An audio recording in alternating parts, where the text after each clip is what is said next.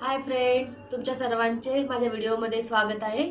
आज आपण शिकणार आहोत एंड नॉट। एंड नॉट हा आपण ह्यासाठी यूज करतो की जेणेकरून आपलं जे काही वर्क केले आहे ते निघून नये आणि जे काही वर्क केलं आहे त्याला परफेक्शन मिळून ते व्यवस्थित राहावं।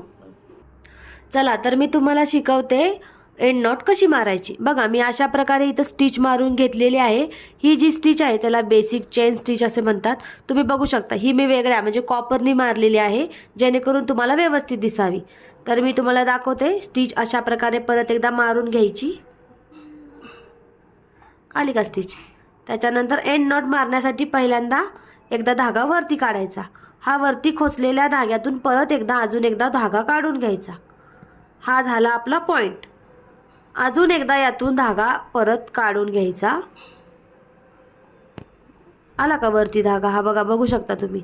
हा वरती आलेल्या धाग्यातून हा वाला धागा आहे याच्यातून हा वाला धागा असा पकडायचा आणि हा वरती खेचायचा आणि हा खाली खेचून घ्यायचा।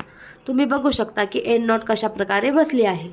बघा, किती जरी खेचलं तरी ती एंड नॉट नाही जात, व्यवस्थित बसलेली आहे।